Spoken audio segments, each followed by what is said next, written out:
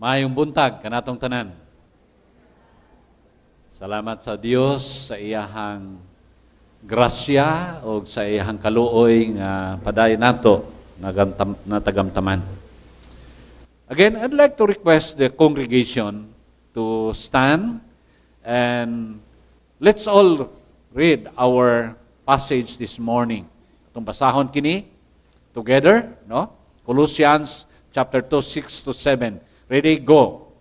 So then, just as you receive Jesus Christ as Lord, continue to live your lives in Him, rooted and built up in Him, strengthened in the faith as you were taught, and overflowing with thankfulness. Let's pray. Lord, salamat sa imong mga pulong. Gamita kini sa pagdasig kanamo. Gamita kini, Ginoo, sa pag-correct sa among mga kinabuhi.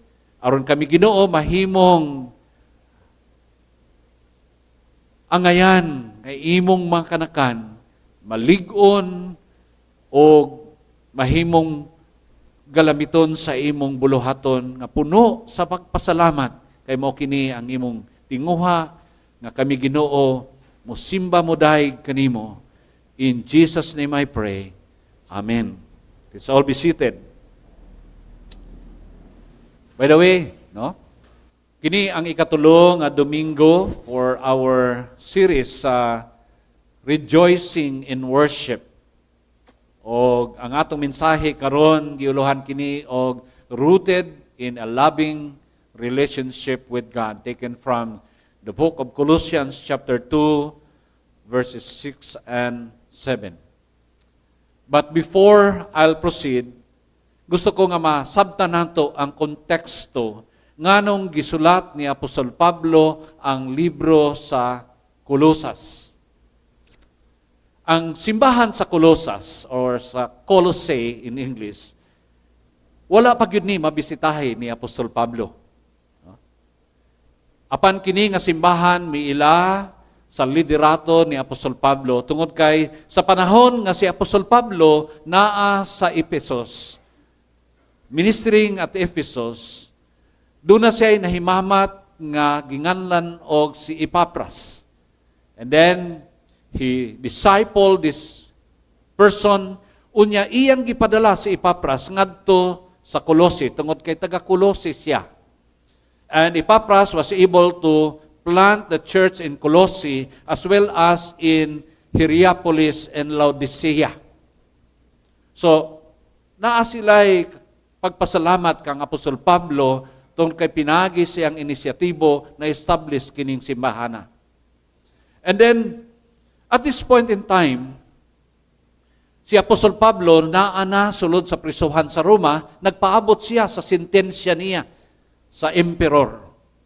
Samtang nagpaabot siya siyang sentensya, si Epaphras na priso po, no? Giaresto siya, gipriso siya sa Roma. So nagkita sila ni Apostol Pablo.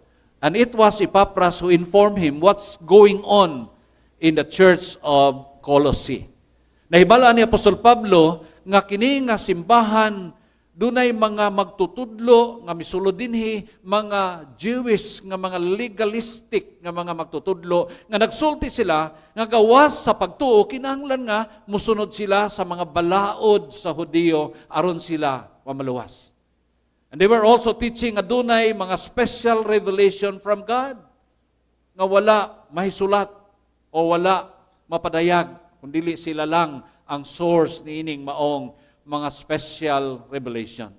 And this prompted Apostle Paul nga iyang sulatan kini nga kongregasyon to remind them and to strengthen their faith in the Lord Jesus Christ.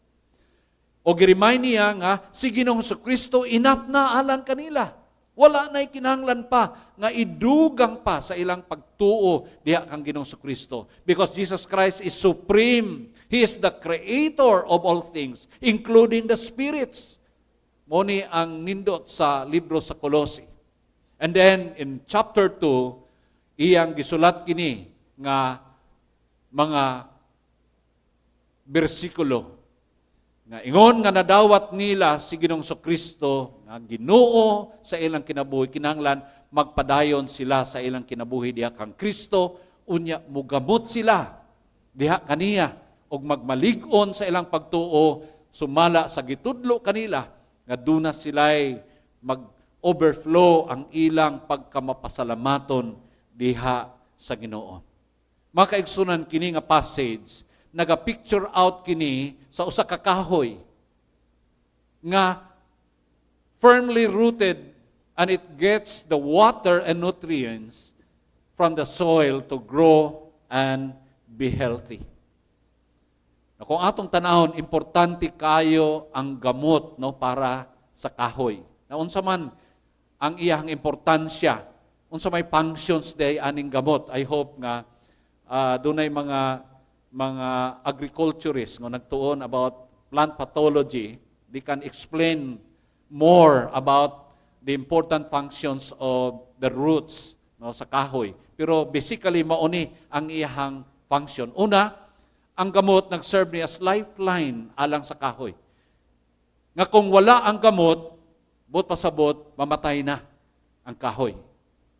O unsa man nga tanom kung imong putlon ang iyahang mga gamot. They are responsible for the stability and health of the tree. Mao ni ang nagtransport sa tubig sa mga nutrients gikan sa surrounding soil to the other areas of the tree, sa iyang trunk, sa iyang mga branches, and the leaves of the tree. No? Ingon ana, kaimportante ang gamot sa kahoy. Not only ang gamot served as the lifeline for trees, but also stabilize the tree. Mao ni magpalig-on sa kahoy. Tree roots also help anchor the tree into the soil. Nga dili ni siya matumba, nga ang kahoy magpabiling nga lig-on sa dihang ang iyang gamot mitidlom dito sa ilalom sa yuta. Kunya kung ang gamot gani healthy mga kaigsuonan, strong siya, of course healthy pod ang maong kahoy. Malayo siya sa threats unsa man ang mga drought, kung doon na may drought, taas ka init, doon ay mga kusog ng hangin, doon ay mga sakit, no? O mga insekto nga mo destroy ang iyahang gamot, mao ni mo pa stabilize sa dihang padayon kini nga magasuyop o mga nutrients aron isupply sa kahoy. Mausab kini makaigsunan na mag-determine sa pagtubo sa kahoy. Nga kung healthy ang iyahang gamot, then the tree will be able to reach its full potential kung unsa man ang iyang gidak-on niini. Okay? Dili siya mahimong mutubo kayo. I don't know kung na-notice ninyo, kanang mga kahoy, in our farm, naami mga tanom nga mga kaniadto mga jubilina. No? Katong mga kahoy nga dugol kayo ang pagkatanom sa akong tatay, wala kayo mo dagko. Kaya di ay ang iyang magamot mag-abot, dili kayo siya ka-expand, dili ka padako. Pero kung lagyo gani siya, makita nimo nga mudako gyud siya kung unsa man ang iyang angay nga maabot sa iyang gidakon. Mao nay naga-determine no sa pagtubo sa usa ka kahoy. Apan makaigsunan, kining mga kahoy, kining gamot pod, mao kini ang vulnerable o sensitibo nga parte sa kahoy. This is the hidden, this is sensitive, no? Most vulnerable and sensitive part of the tree. Dali ra silang ma-damage. For example, doon ay mga construction nga paghimuon o niya maapektuhan ang mga gamot sa kahoy o makumpak ang mga yuta, mo apekto kini sa kahoy, then doon ay mahitabo nga damage pod sa kahoy. When tree root damage or contamination occurs, this poses a significant threat to the tree's long-term health, stability, beauty, and value. Mga kaigsunan, we are talking about the roots of the tree and its importance, but we can relate this sa atong Kristohanon nga kinabuhi. Sa unsang paagi. Sa dihang tinud-anay nga misalig kita kang Ginoong Kristo migamot kita nga naha kaniya. Mo nang giingon ni Apostol Pablo.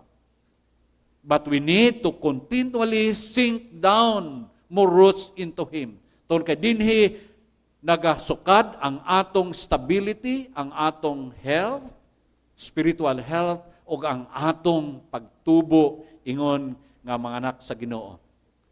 Apan mga kaigsunan, hinumduman nato that this is the hidden part of our walk with Christ. Nga dili kini makita sa uban. Our Sunday school teacher mentioned this early this morning, no?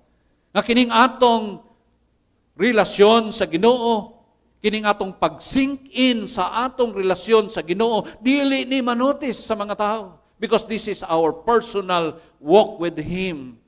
It refers to our heart before God and our time alone with Him. Our private worship, our personal worship. Ingon nga makristohanon pwede ta makapretend that we are fine with God outwardly. Apan sa tinud-anay, sa sulod sa atong makasing-kasing, we are not deeply rooted in God through a loving relationship with Him. Pwede ta nga moanhi sa simbahan sa kanunay, pwede ta nga mopakita sa atong mga pagsimba, mga pagdaig, but deep inside, dunay vacuum sa atong kasing-kasing, sa atong kinabuhi, tungkol kay wala ma-establish kini sa atong relasyon diha sa Ginoo. When we do not faithfully spend time with God, seeking Him in His Word and in prayer, ang mahitabo mga kaigsunan, sa diyang moabot na ang storm tungkol kadili ta stable. Moabot na gani ang kusog ng mga hangin, bagyo sa kinabuhi. Ang sa mahitabo, dali ratang matumba. Dali ratang mapukan. Kay nga naman dili taligon diha sa atong pag-angkor sa atong relasyon uban sa atong Ginoo. Ang pangutana is how important is our loving relationship with God. Unsa ba ni ka-importante? I would like us to look at the life of Jesus. Kung giyon sa niya paghatag og importansya ang iyahang loving relationship with the Father and praying. Ngayon ta atong isundon ang lifestyle sa atong Ginoong Kristo for us to be able to be rooted in our loving relationship with our God. Unang-una, mga kaigsunan, Jesus value His loving relationship with His Father by spending time with Him. Mao ni ang paagi sa pagpadayag ni Ginoong Kristo sa iyang gugma ngadto sa amahan, pinaagi sa paggahin og panahon alone with the Father. Doon ay mga daghang kaayo mga bersikulo sa Biblia, mga kaigsunan, nga si Ginoong Kristo nag-spend siya og panahon uban sa iyang amahan. I'd like to cite few important occasions sa life ni Jesus Christ sa panahon nga siya nagahin og panahon sa amahan. Una, in Matthew chapter 14, 1 to 13, following a tragedy when John the Baptist was beheaded. Maybe he was deeply touched tungod kay dili ordinaryo nga tao si John the Baptist alang kang Ginoong Kristo. He was the one who baptized Jesus Christ. He was the one who served as the forerunner of the Lord Jesus Christ. Siya ang nagpaila kang Ginoong Kristo ngadto sa mga katawhan. He looked at Jesus as the Lamb of God who takes away the sins of the world. So, busa sa dihang giputlan og ulo si John the Baptist. Grabe kayo, natandog si Ginoong Kristo. And sa panahon nga he was down emotionally, he went into a place and spent time with his Father. I don't know, gihimo ba nato ni?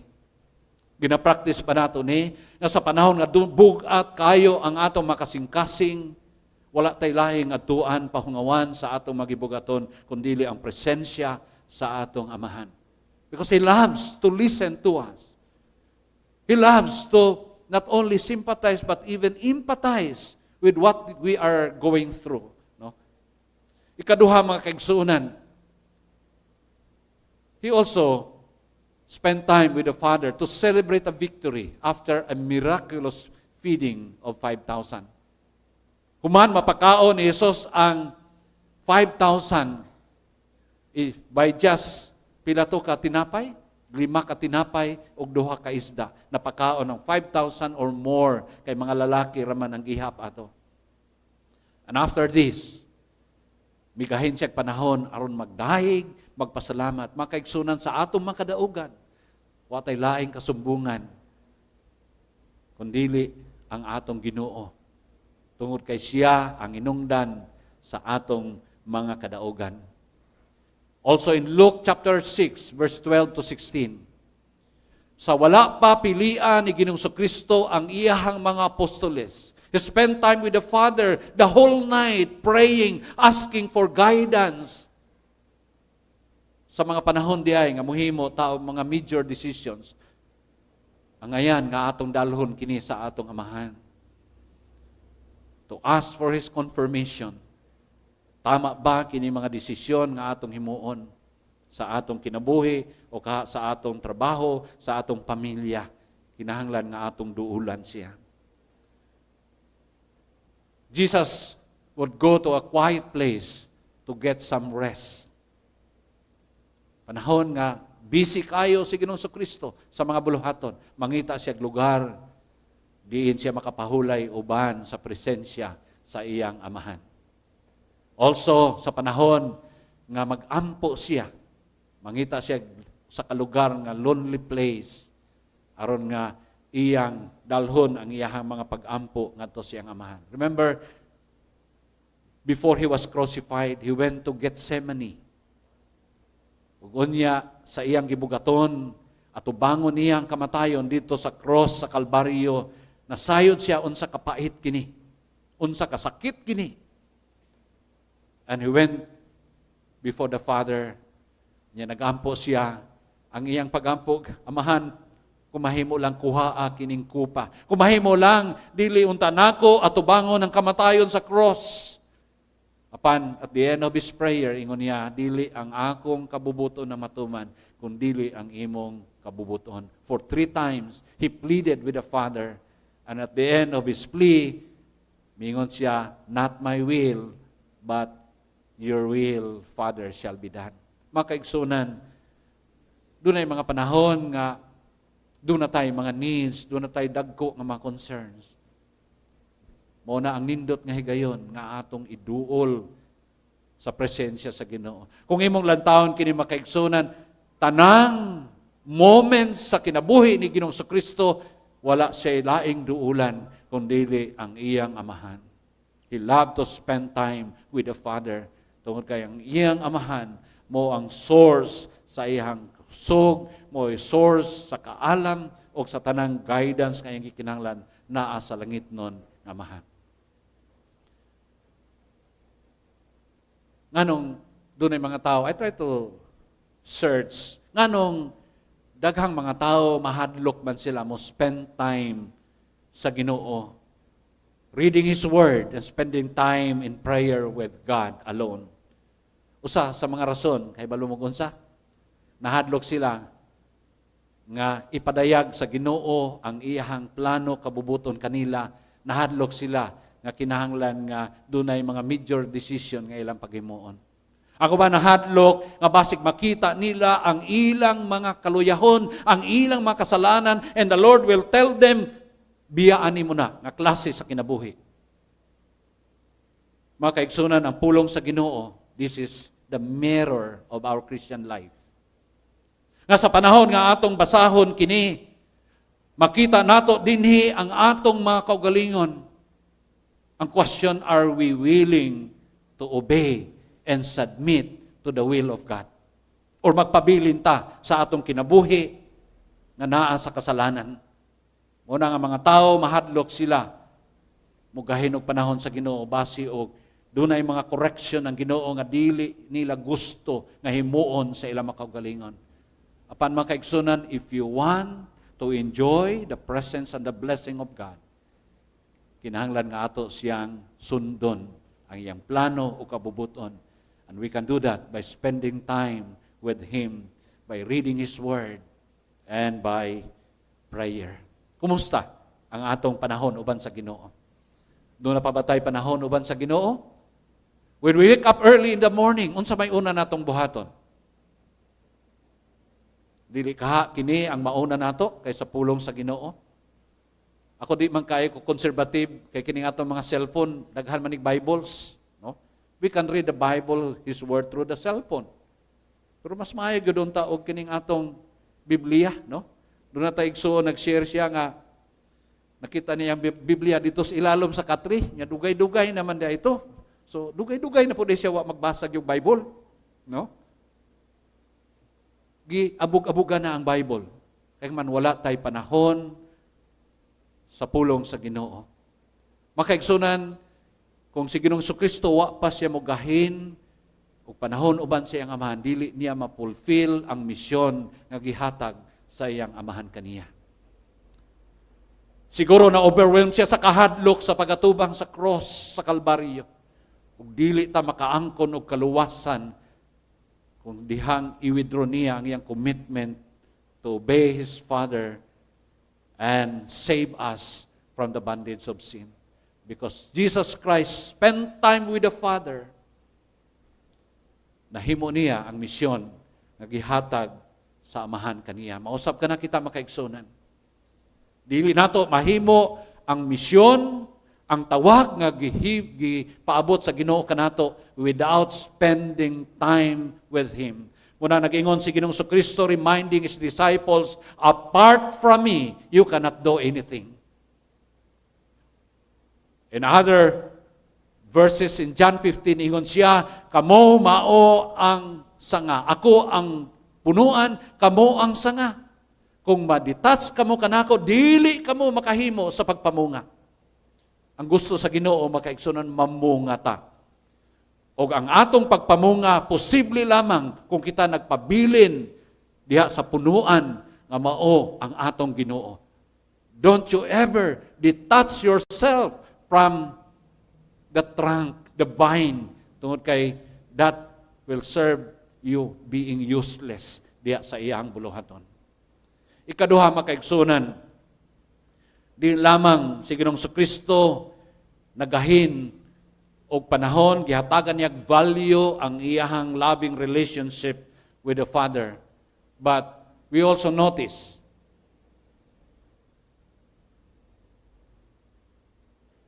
that Jesus appreciates the time we spend with Him more than the time we spend for Him. What does it mean?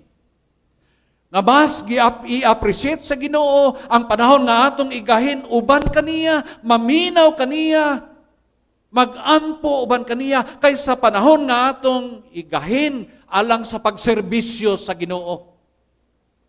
Mahimong aktibo kayo ta, mga kaigsunan sa mga buluhaton. Malipay man ang Ginoo mo serve ta, pero masatagan, mas malipay ang Ginoo nga mugahin kita og panahon sa pagpaminaw kaniya. Lantaw nato ang kasinatian ni Mary o ni Martha. Usay giingon dinhi sa Luke 10:38-40. Sa kahigayon ni ana makaigsunan si Ginoong Kristo kauban ang mga disciples. Pila man ang disciples ni Ginoong Kristo? 12 plus siya. Miabot sila sa lugar sa Betania, ang lugar ni Martha, ni Mary o ni Lazarus. Pag-abot nila dito, nagkapuliki si Martha og andam og panihapon kanila. Di man muna 3 kabuk imong lutuan. Busy kay si Martha. Samtang nag-andam siya, ang iyang igsuon si Maria naglingkod didto naminaw kang Hesus. Unsa may gibati ni Martha? Ingon dinhi, she was distracted by the big dinner she was preparing. She came to Jesus and said, Lord, doesn't it seem unfair to you that my sister just sits here while I do all the work? Tell her to come and help me. Biduol gid siya kang Hesus. Ginoo, murag dili man ni makatarunganon. I am so busy here. Unya ka na nga akong igsuon. Naglingkod lang, naminaw nimo, wa mo tabang. Ingna siya Ginoo nga mo tabang nako. Dili ba legit po ning concern ni Martha? Can you imagine? Naata sa church, naatay bayanihan, only few people came up. Sige trabaho. Makaingon po ng uban ba nga, kami ra ba'y men diri? Kami ra ba'y women diri? Kami ra ba'y sisya diri? Kami ra ba'y mga young people diri? Asa naman ang uban? Lord, ingna pud sila nga mutabang. Nganong kami ra man ni dinhi? Murag ingunana ang gibati ni Martha. It was a legitimate concern. Pero yun ang unsay gisulti ni Jesus niya. Mao ni ang tubag ni Jesus. Martha, Martha, you're worried and upset about so many things, but only one thing is necessary. Mary has chosen what is best, and it will not be taken away from her. Mga kaigsunan, God wants us to be like Mary, who had chosen the right thing, that one thing. Unsa man na, sitting down at the feet of Christ, listening to Him, hearing Him through His Word. Jesus longs for you and me to take time throughout our busy daily lives to sit at His feet and immerse ourselves in His presence. Muna ang gusto sa Ginoo. But oftentimes we are like Martha, who get our priorities wrong and get too busy serving when we need to sit down before God's presence and listen to His instruction. Nininghi kayo na makaigsunan, Martha learns a very important one thing. Unsa man ang one thing? Kini nga one thing, this is what Jesus wants for all of us, which is to seek His presence. To seek His presence. Because when we get that one thing, our intimate relationship with God, when we are rooted in our loving relationship with God, right then everything else will fall into place. Ang Ginoo ray mopahanay sa tanan. Kung ato siyang unahon o ang iyang presensya, He is the one who will guide us. He is the one who will instruct us. When we seek God first, we gain God's wisdom and guidance for the task before us. Dili na ta maglisod, magunahuna, malikaya nato nga mapalpak ang atong mga trabaho because we are guided by our God. And most importantly, mga kaigsunan, we will have God's peace in the middle of whatever busy activities we have. Gusto na ko ning giingon sa usa ka writer, ang ngaran niya si Karen O'Reilly ba? And I quote, ingon niya, when you seek God's presence, you become refreshed. And when you are listening to His voice, you will receive His battle plan for your day. Wow! Gusto ba ta magmadaugon? Ang kinabuhi sa Kristohanon, makaigsunan, is a battle, daily battle. And the secret of winning that battle is spending time before the presence of God. Tungod kay ang Ginoo mo'y maghatag kanimo og battle plan unsaon nimo mudaog sa unsa man nga mga atake sa kaaway sa imong kinabuhi. Say atakihon ta sa kaaway, pinagi sa atong bana, pinagi sa asawa, pinagi sa mga anak, pinagi sa atong co-employees, o pinagi sa ubang mga tao. Say lang, musakay lang kag tricycle. Unya, gamito nas kaaway, ang driver baka just to destroy your heart. Apan, kung ikaw guided sa presensya sa Ginoo, naa kanimong battle plan sa Ginoo, then God will give you the victory to whatever attacks of the enemy nga iyang ilaunch sa imong kinabuhi any time of the day. Mga kaigsunan, I'm not saying dili importante ang pag-serve sa Ginoo. Di kinahanglan tas Ginoo to serve. That's why we emphasize engagement. Apan kining atong engagement will just follow sa atong relasyon uban sa Ginoo. Kay dinhi, I'd like to believe, no? Wa man ni masulat dinhi sa sa Luke chapter 10, no? Wa man ni masulat kung unsay gihimo ni Mary after sila nangaon. But I'd like to believe nga human sila nangaon, human nag-andam ni Martha, Nangaon na ang mga disipulo, si Mary, mo'y nang hugas sa plato, mo'y nang hipos. Kaya nga naman, pusog na ang iyang kasing-kasing sa pulong sa Ginoo, na-refresh na ang iyang relasyon uban sa Ginoo, he is now ready to serve, to sacrifice for the ministry, tungod kay giuna na niya ang presensya o ang instruction sa Ginoo sa iyahang kinabuhi. Mga kaigsunan, mausab ni mahitabo, kung unahon nato ang Ginoo, spend time with God, listening to God, He will lead us to serve Him, aron mahimaya siya sa atong kinabuhi, ma-edify ang iyahang iglesia. And this leads me into my third point, mga kaigsunan, nga kang Ginoong Kristo iyang giklaro ni nga ang atong loving relationship with God should be our primary motive in doing the ministry. Yes, daghang tagmotibo nganong naatas ministry. Nayuban mga tao mingon nganong nag-serve man kas Ginoo. Murag sacrificial man imong serve. Ay naggrabe manggod ko hapit ko mamatay. Muna nga in gratitude akong alagaran ang Ginoo. Wa man ay problema, no? Mo serve ko sa Ginoo kay maayo man kuning mag-serve ta sa Ginoo kay makita ka sa mga tao ba, no? Unya ma-encourage po sila. Walay sayop niya na makaigsunan. Pero ang gusto sa Ginoo, when we serve Him, ang atong primary motive maogyod ang atong gugma nga na kaniya. Atong tanahon ang kinabuhi ni Simon Peter sa panahon nga siya gi-restore sa Ginoo sa iyahang relasyon kaniya. Now, nahibanduman nato, no? Nga si Pedro, usani sa mga inila nga apostoles sa atong Ginoong Kristo. Very vocal person. One time, sa dihang nagpahinumdum si Ginoong Kristo kanila sa iyang mga disipulo, nga hapit na siya taralon o patyon, unya, sa dihang mamatay siya, mas scattered ang iyang mga disipulo. Niya mingon si Pedro, Lord, mubiya na ang tanan, ako di gyud.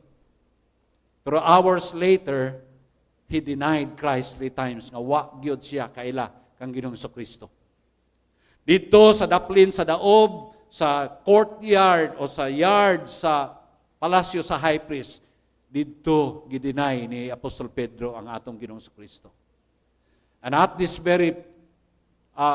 time, mga kaigsunan, namatay na ang atong Ginoong Kristo, nabanhaw siya, apan nining panahon na, nawad-an na siguro paglaom ang mga disipulo. Usa na si Pedro, nga may balik sa iyang old trade ang pagpanagat. Iyang gihagit ang mga ubang disipulo, siya managat so nanagat sila sa Galilea. And then, may appeared si Ginoong Kristo kanila. Dunay daob na po dito, atong panahon na. Unya, wa sila'y nakuha, tibok gabi, ginan sila ni Ginoong Kristo itaktak sa inyong tuong bahin, unya daghan kay sila nakuha. And they realize nga si Ginoong Kristo ang kauban nila. Gipakaon sila ni Ginoong Kristo o guman sila makakaon, gipangutana ni Ginoong Kristo si Pedro. Ingon niya, Simon, son of John. Ang ngalan gyud ni Pedro, Simon. Giilisan ni Ginoong Kristo og Pedro o Sipas ang kahulugan bato. Apostolis bato. So, kaniya to, doon na day apostolis bato. Kung naaman tay senador bato karon, naanay apostolis bato. Kay si Kristo gyud ang nagngalan ni ini. Apan, ang iyang gimension rin, Simon, reminds Peter, o kinsa siya before the grace of God, nga iyang nadawat. Nga usa siya ka makasasala. In fact, when he first encountered Jesus Christ, gitawag siya Simon. Ingon niya, dili ko angayan kanimo tungod kay makasasala ako Ginoo. Then gingnan siya ni Ginoong Kristo, gikan karon himuon ko na ikaw mananagat og tao. Ug gilisan ang iyang ngalan nga Pedro or Cephas. But this time gipahinumduman siya sa iyahang mga kaluyahon. Simon, son of John, do you love me? More than this. It could mean more than these disciples love me, or it could mean more than this panagat, nining isda.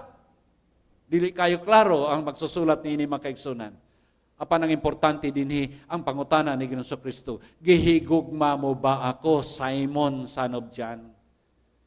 And in Peter's affirmative answer, is always followed by a command of God. Unsa may command? Ingon niya, feed my lambs. Pakana ang akong mga nating karniro. Then ikaduha, yes Lord, feed my sheep. O tend my sheep. Atimana ang akong mga karniro. Kung may tag atiman, cover na natanan. Pagpakaon, pagprotect, no? And then in the third time, feed my sheep. What does it mean, mga kaigsunan? That if we love the Lord, works will follow. Walay tao nga moingon nga nahigugma ko kanimo Ginoo and does nothing for the Lord. When we say we love you, Lord, kinahanglan nga dunay mosunod niini nga pagbuhat sa tawag sa Ginoo sa imong kinabuhi, mga kaigsunan. Jesus said to His disciples, if you love me, you keep my commands. Kung sa'y sugo sa Ginoo, go and make disciples. Go and make disciples. Mahimong hipokrito kita, ngamuingon kita, we love the Lord so much and yet does nothing for the ministry of the Lord. Mga kaigsunan, love for Jesus, who first loved us, should keep us serving Him in the ministry. Should keep us serving in the ministry. If you have experienced Jesus' love at the cross, ang Diyos nangutana kanimo karon, do you love me? Kung ang imong tubag, yes Lord, you know that I love you. Ang iyahang tubag pod kanimo, at imana ang akong mga karniro. Mga kaigsunan, ang mga karniro sa Dios, ang uban niini, naapa, naglatagaw sa kalibutan. Na kinahanglan pa nato pangitaon by sharing the good news of salvation to them. Ang uban kanila mahimong naana sulod sa kulungan, naana sulod sa simbahan, apan kinahanglan pa nato at imanon, aron sila mutubo, aron sila mudaghan nga mga karniro.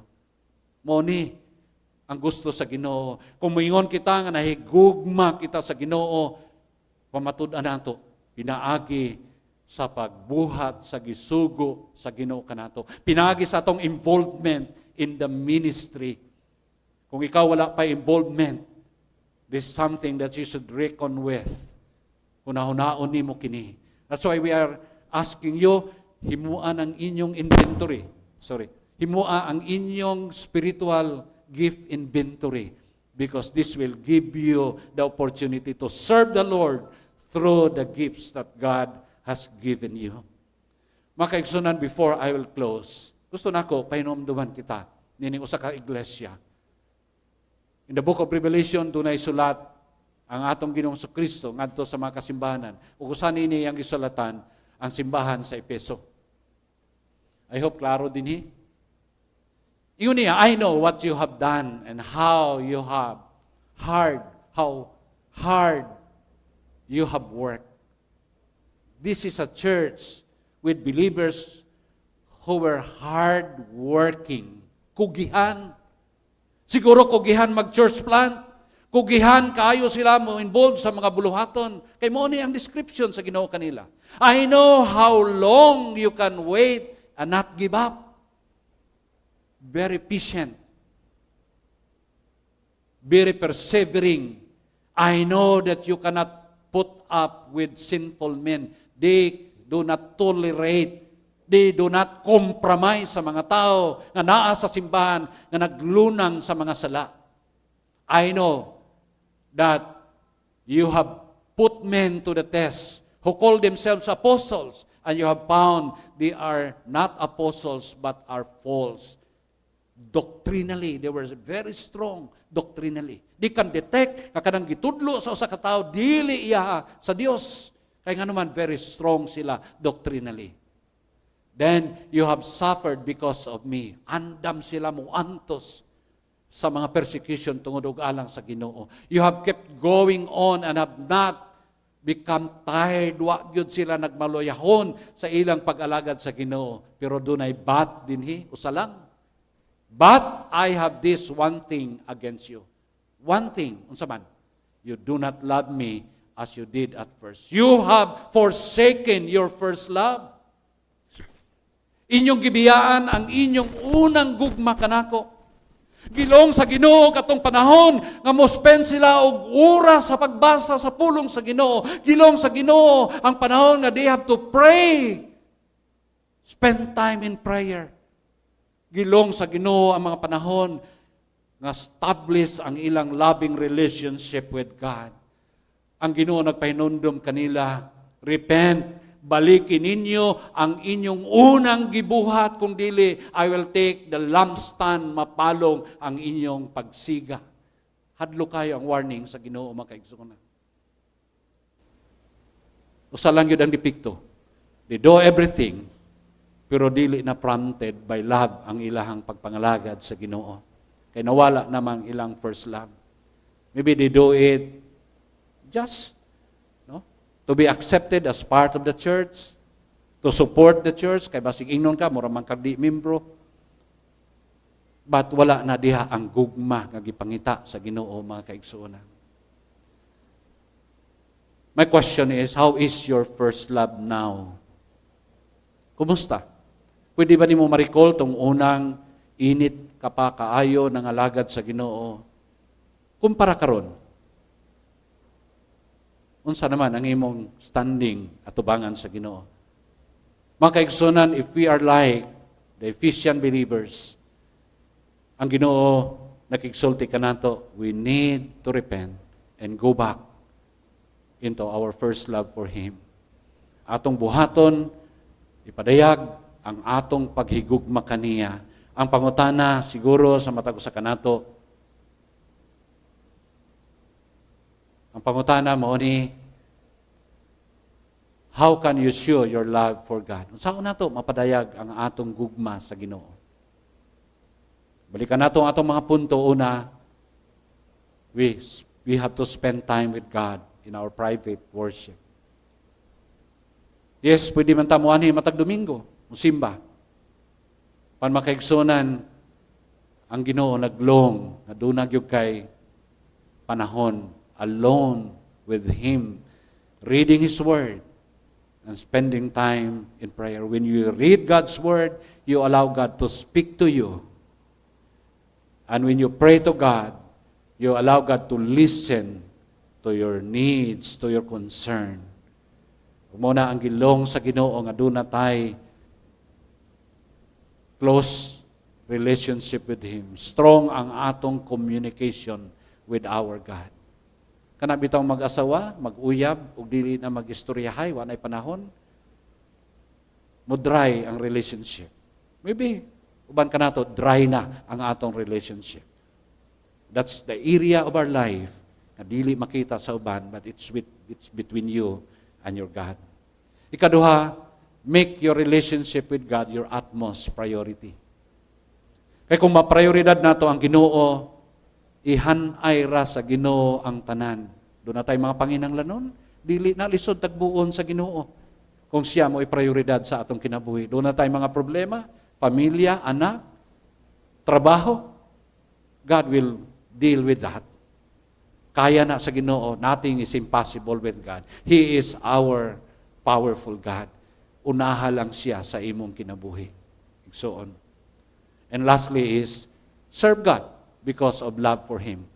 Wala untay laing motibo nganong nangalagat ta sa Ginoo. Kundili nahigugma ta sa Ginoo. Tungod kay siya ang unang nahigugma kanato. He suffered, died because of His love for us. In response, we can love God. Ug atong pamatud-an kini pinaagi sa atong pag-serve kaniya sa unsa man nga paagi nga mahimaya ang Ginoo sa atong makinabuhi, sa unsa man paagi malig-on ang iglesia, mo expand ang gingharian sa Dios. Mao na ang tinguha sa Ginoo sa iyang pagluwas sa matag usa kanato. Let's bow down our heads and let's pray. We don't have time for reflection, but I want you this time to do a personal reflection. Kumusta man ang imong panahon uban sa Ginoo? When you wake up early in the morning, doon na ba'y panahon ng Ginoo kanimo Sa imong mga schedules, nahimo bang prioridad ang Ginoo? Kumusta ang imong gugma kaniya? Naa pa ba ang imong unang gugma? Ikaw ang nahibalo ni Igsoon. Kung doon ay mga butang gusto nimo i-realign sa Ginoo this morning, if you want God to strengthen your private worship, your personal devotion, ask God to help you.